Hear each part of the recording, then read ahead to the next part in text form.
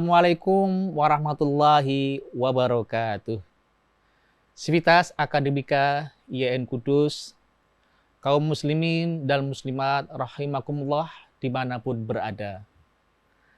Alhamdulillah wa syukurillah, di bulan yang penuh berkah ini kita masih diberi kesehatan oleh Allah Subhanahu wa Ta'ala untuk melaksanakan kegiatan yaumiyah kita, yaitu mulai dari sholat, ya, kemudian puasa, kemudian pekerjaan kita sehari-hari, kita sebagai pekerja mungkin di kantor, atau mungkin mahasiswa di kampus dan sebagainya. Shalawat serta salam kita aturkan kepada junjungan kita Nabiullah Muhammad Sallallahu Alaihi Wasallam yang selalu kita nantikan syafaatnya kelak di yaumil akhir. Allahumma amin. Kaum muslimin dan muslimat rahimakumullah dimanapun berada, pada bulan Ramadan yang penuh berkah ini, sedikit kita akan mengupas tentang berbagi kebahagiaan dengan kaum du'afa dan anak yatim. Du'afa secara bahasa atau secara kata tunggalnya berarti adalah dhaif, yang artinya lemah. Nah, lemah di sini setidaknya ada 3 hal. Yang pertama terkait dengan lemah dalam pengetahuan.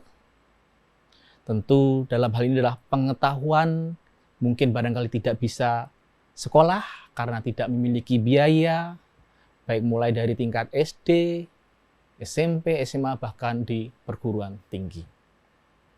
Kemudian kedua adalah lemah dalam hal keyakinan, ya.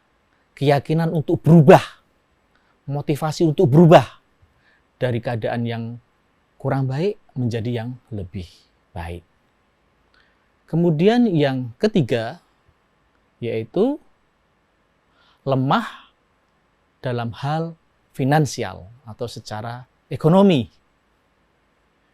Sehingga karena lemah secara ekonomi, secara finansial, memerlukan bantuan dari orang-orang yang mampu, orang-orang yang kaya untuk berbagi kepada sesama. Apalagi di bulan yang penuh berkah ini, yaitu bulan Ramadan, syahrun maghfirah, ya, bulan ampunan dan bulan yang penuh agung. Nah, berbagi kepada sesama ini telah disampaikan dalam surat Al-Isra ayat 26. Allah berfirman, a'udzubillahi minasyaitonirrajim, bismillahirrahmanirrahim, wa atidzal qurba haqqahu wal miskina wa ibnas sabil wa la tubadzir tabdzira. Berikanlah hak-haknya kepada kaum kerabatmu yang dekat, kemudian kaum miskin, kemudian orang-orang yang sedang melakukan perjalanan. Wala tubadzir tabdzira. Jangan menghambur harta kepada hal-hal yang tidak bermanfaat.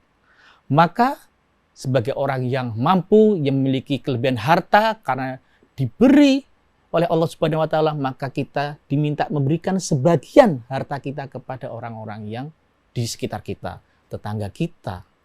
Karena jangan sampai kita terkena sebuah hadis, kita itu sedang makan enak, tetapi tetangga kita mendengarkan suara piring kita, suara sendok kita, sedangkan tetangga kita itu pada malam itu belum makan barangkali, karena memang tidak ada yang bisa dimakan karena kekurangan harta dan sebagainya. Maka jemaah semuanya, kaum muslimin dan muslimat dimanapun berada, membagikan sesuatu sekecil apapun kepada kaum yang papa ini sangat dianjurkan oleh Allah Subhanahu wa Ta'ala dan juga Rasulnya Muhammad Sallallahu Alaihi Wasallam, agar kita semuanya bisa menjalankan semua ajaran-ajaran yang telah disampaikan kepada kita semuanya.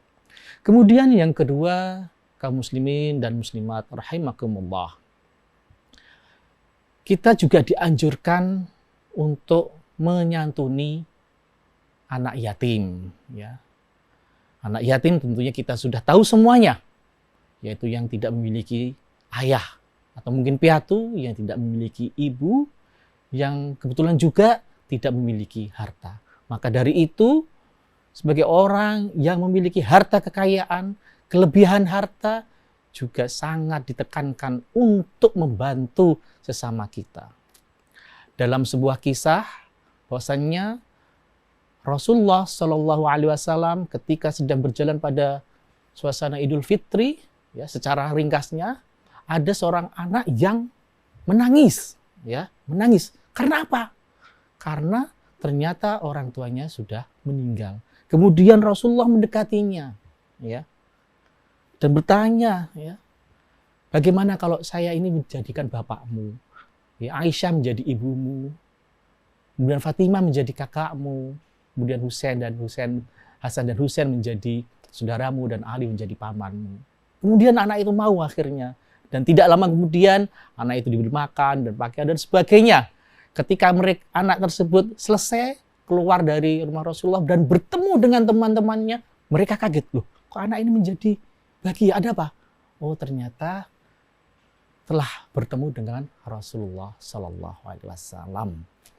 Nah, hikmah dari cerita singkat tadi, kaum muslimin dan muslimat yang berbahagia, tentu kita harus empati, simpati kepada kaum papa, pada anak-anak yatim yang sangat memerlukan bantuan dari kita semuanya yang memiliki harta, yang kelebihan harta ini sehingga bisa meringankan beban hidup mereka.